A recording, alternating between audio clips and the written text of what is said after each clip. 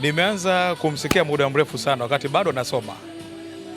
Tangu niko mkoani, lakini moja kati ya kitu ambacho nilikuwa nakisikia kutoka kwake ni misimamo yake aliyokuwa nayo.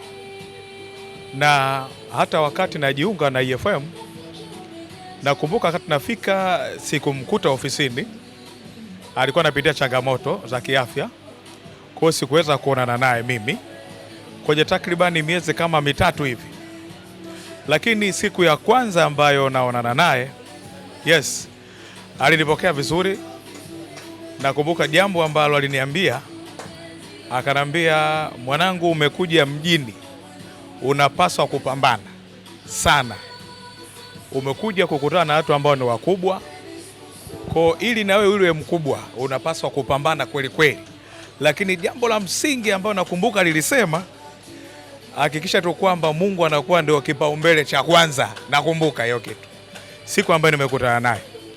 Kwa katika maisha ambayo nimeishi naye, bosi wangu Dennis Busurwa Sebo, kwangu mimi amekuwa kama mzazi, mlezi, rafiki, mwana. Wajua bosi wetu alikuwa anapenda kujichanganya maeneo mengi sana. Kwa hiyo kwangu mimi nimefurahi kwa sababu haikunipa wakati mgumu kufika Dar es Salaam kwenye redio kubwa kama EFM, kwa sababu nilikutana na mtu ambaye ni mlezi tayari kwangu, ambaye alinikumbatia kwamba Chuma hakuna shida. Kwa mpaka anakuja kuondoka duniani, mimi ndio wa mwisho nasema ofisini nilizungumza naye. Tumekuwa na utaratibu wetu ofisini wa kuwa na vikao kila wiki, na mara zote anapokuja ofisini kwenye vikao, akiingia kwenye kikao lazima niite, Chuma uko vizuri? Ambokile uko vizuri mwanangu? Fresh. Kwa hata Jumanne hii ya kikao cha mwisho alipoingia alisema hayo, Chuma kwema, uko vizuri? Niko vizuri. Na kwenye kitu ambacho kilisogeza zaidi uhusiano wangu naye, kwa sababu Sebo alikuwa ni mtu ambaye ni wa michezo, yani ni burudani imejaa yani sio kwenye michezo peke yake, michezo ya kila aina.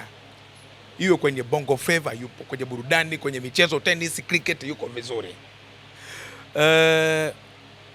Mimi kwangu kuna kitu ambacho niliona kimekuja zaidi ukaribu wa karibu baada ya kumuona kama baba na utani wangu kati yangu naye. Nakumbuka wakati Simba wanamsajili Steve Dese Mukwala, pale ndo utani uliongezeka zaidi.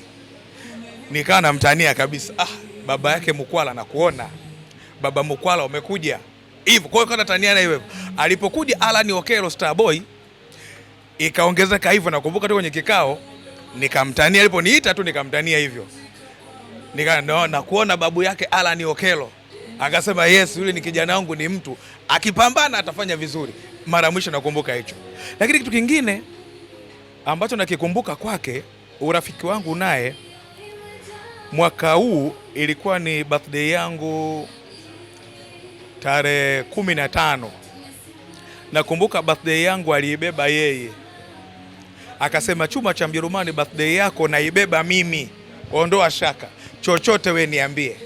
Ilikuwaje hiyo kwenye birthday yako? Ilikuwa ni nzuri kwa sababu alinikarimu sana. Kwa mara ya kwanza kupata mapokezi ya kitauni na mtu kama bosi wangu Sebo kusema jambo lako hili nalibeba, kimsingi nilienjoy na ameacha alama kubwa sana kwangu. Sana kwangu. Sebo inadaiwa kwamba kwenye misimamo ya kazi alikuwa mkali kweli. Anaweza kukufokea, lakini baada ya kukufokea baadaye mkikutana mnacheka, mnafurahi nje ya kazi. Cheko kukuta hiyo, na unakumbuka kama ilikukuta ilikuwaje? Nilipofika EFM nikaanza kusoma tabia za mabosi wangu, tabia za wafanyakazi wenzangu, wanapenda nini, hawapendi nini. Na ndio maana nimechukua muda kidogo kuja na ukaribu na bosi Sebo hadi kuwa marafiki, ni kwa sababu ya kumsoma. Baada ya kumsoma nikasema kumbe mtu anayesema huyu jamaa ni mkali ni kutokana na weakness zilizokuwa nazo mtu mwingine. Sebo ukweli ukali wake ulikuwa ni wa maendeleo. Alikuwa hataki uzembe, anataka usimame kwenye majukumu aliyokuleta EFM. Nakumbuka mara ya mwisho katika vikao kadhaa ambao tumekaa naye, alikuwa anapambania wafanyakazi, kwa maana ya kwamba kujua dunia inaendaje. Kwa katika kitu ambacho nakikumbuka, alikuwa anataka wafanyakazi wajue kwa sasa dunia ipo kwenye tehama, wewe unajipambanuaje? Sawa, ni mwandishi nguli, una uzoefu, je, unaendana na kasi ya tehama ya dunia au tumekuacha mkuranga?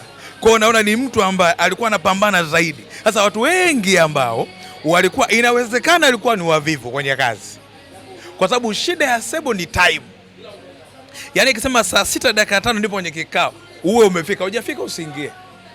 Na ile ilileta discipline ya kazi, ile imeleta maendeleo EFM, kwa sababu kuna mtu ambaye anajali time, sio kama wengine hawajali, lakini kwa sababu yeye alikuwa ni kwenye kitengo cha operation, alikitendea haki sana. Kwa kwangu mimi Sebo hakuwa mkali, ile alikuwa anasimamia maadili ya kazi, kujua time. Watanzania wengi tuna changamoto ya kudili, yani tuna changamoto ya kuendana na muda. Unaelewa vizuri? Kwa ukikuta mtu kakubana kwenye time, kwenye jukumu lako, unamwona kana kufuatafuata, lakini sio kweli. Sebo alikuwa ni mtu makini sana. Kwangu mie sijawahi kugombana naye. Sebo alikuwa ni mtangazaji nguli ambaye kapita East Africa Radio, kapita Magic FM, baadaye EFM na kuwa mtangazaji na kwenda kuwa bosi pia tangia kituo kinaanzishwa. Wewe ni mmoja kati ya wachambuzi wakubwa wa soka la Tanzania na nje ya Tanzania. Hivi Sebo alikuwa ni shabiki wa timu gani, na mkipiga stori za kimichezo alikuwa ni mtu wa namna gani? Ukweli kwa bosi Sebo, yani ni ngumu kusema alikuwa Simba, ni ngumu kusema yuko Yanga, na hii ni kutokana na mazingira ambayo aliyaweka yeye. Yani kuna muda unaona kana usimba fulani, lakini kuna muda unaona kana uyanga fulani. Unaelewa vizuri? Nakumbuka kuna siku wamewahi kunibananisha wote mabosi wao, wewe Ambokile uko timu gani? Unaelewa vizuri? Nikagoma kuambia. Kwa hata kwa bosi Sebo na yeye kiukweli mimi hapa alinifunga, lakini kwenye utendaji wake wa kazi, yani ilikuwa ni ngumu kusema yuko sehemu gani. Ule ndio ukweli kwangu mimi. Kwa tukiweka sahihi tunasema kwamba Sebo hakuwahi kujipambanua na klabu yoyote ya Tanzania, lakini japo alikuwa anaujua mchezo au michezo vizuri kabisa. Of course kwangu mimi naweza nikasema hivyo. Na hii unadhani ilikuwa inaongeza thamani kiasi gani kwa upande wake kuto kufahamika kwamba anaishabikia klabu gani, na hata kama ikatokea akaongelea michezo watu wasijue kwamba huyu alikuwa ni mtangazaji lakini anaipenda klabu fulani?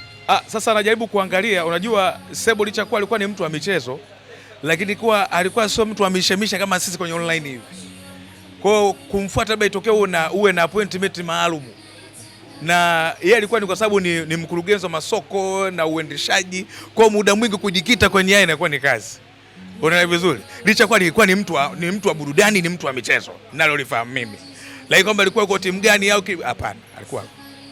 Nishawahi kutokea kwamba umetoka kwenye kipindi, umetangaza, kwa sikio lake amesikia, akakosoa sehemu, labda ukajisikia vibaya, lakini baadaye ukaona alichokuwa anakiambia kama kimeniongezea mwendo hivi, kama ni kitu ambacho kinalikuwa niishi nacho, kitu ambacho kinanifanya kunijenga. Ambokile, hebu nisikie neno lako.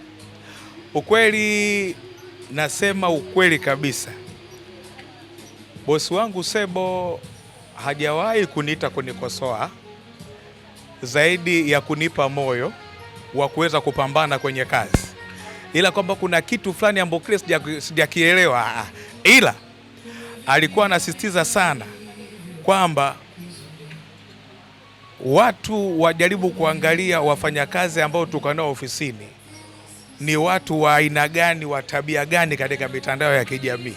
Mara nyingi nasema Ambokile alikuwa anazungumza na ndugu zangu wa digital hawa, jamani, Ambokile huyu ni kama comedian, hebu mumtumie ni content. Unaelewa vizuri? Lakini kwa hajawahi kusema Ambokile kuanzia leo kitu fulani kimekwenda kimerudi marufuku. No, hajawahi. Pole sana Ambo. Neno lako kwa msiba huu mzito ambao imekumba tasnia ya habari kama mwanahabari ni lipi? Lakini pole kwa EFM. Kwanza ninawashukuru sana Watanzania, wadau mbalimbali kwa kuweza kutukimbilia EFM. Tangu tukio lilipotokea wamekuwa karibu na sisi, Waswahili wenzetu. Tumeona tunasikilizana kwa sasa, kama vile ambavyo ninavyosema tunasikilizana, kwa wametukimbilia kutusikiliza kuna nini na wakaja. Kwa hiyo mimi nitoe pole kwa Watanzania wote, pole kwa tasnia, lakini Sebo ameacha fundisho namna gani ambavyo unapaswa kuishi na watu wanaokukimbilia ukiwaangalia wa kada mbalimbali. Ni kwamba huyu mtu alikuwa akai eneo moja kama msumari wa kenchi, kwamba yeye anakuwa anajiongeza kwenye maeneo mbalimbali, na ndio kuna watu wa serikalini, watu wa makada mbalimbali, watu wa chama, watu wa nini, wote wamekimbia. Hii yote ni kutokana na utendaji kazi mahiri ambao wameufanya. Kwa kwangu mimi natoa pole kwa wote wa Tanzania, kwa wafanyakazi wenzangu wa IFM ambao tunapitia kwa sasa kipindi hiki ambacho cha majonzi na masikitiko. Of course ni pigo kubwa sana. Kubwa, yani siwezi kuficha, ni pigo, lakini mpaka jambo hili linakwenda kutokea, maanake Mungu ameruhusu mlango wa kwenda kutokea mwingine. Kwa hiyo wala hakuna shida. Tunamshukuru Mungu kwa kila jambo. Acha tusherekee maisha ya mzee wa misimamo Dennis Busurwa Sebo. Natamani uzungumzie swala la mwisho kabisa. Tangu siku ya kwanza naona msiba umetokea, nimeona Steve Nyerere amekuwa mtu wa mbele kabisa kuonyesha ule moyo wa kuguswa, na amezungumza mengi kuhusiana na Sebo, lakini tunamuona sehemu mbalimbali Steve Nyerere akiwa anawashika mkono watu, kwa maana kwenye shida huwa anatokea. Unadhani vijana wengine waige nini kutoka kwa Steve Nyerere ambaye anawakimbilia watu kwenye shida, anakuwa na watu kwenye raha kwa wakati wote? Mimi Steve Nyerere sikuwahi kuonana naye ana kwa ana, ila nimeonana naye kwenye msiba wa Sebo. Inawezekana ofisini kwetu amekuja mara kadhaa, lakini kulingana na ratiba kupishana, lakini ukweli usiopingika, Steve Nyerere unaweza usimuelewe kama lijakufika, ila likikufika utajua Steve Nyerere ni nani.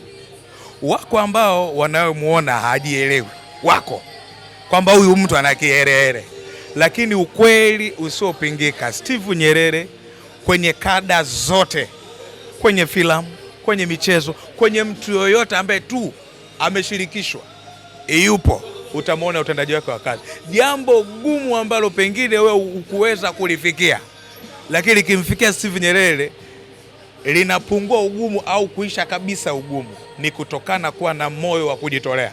Sio kila mmoja na moyo kama Steve Nyerere.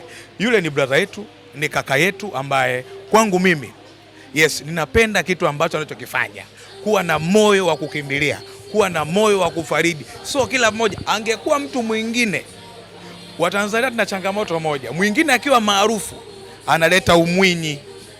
Unaelewa vizuri? Utaniambia nini mimi?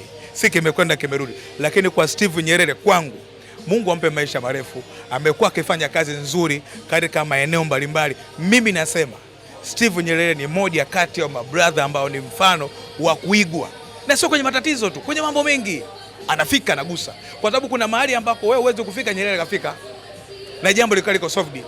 Kwa maana yake ni mtu wa maana kwangu mimi. Kama chuma cha Mjerumani, namuombea heri Steve Nyerere kwa kazi nzuri anayoifanya. Wala ni kazi ya kijamii anafanya nzuri sana. Yeah.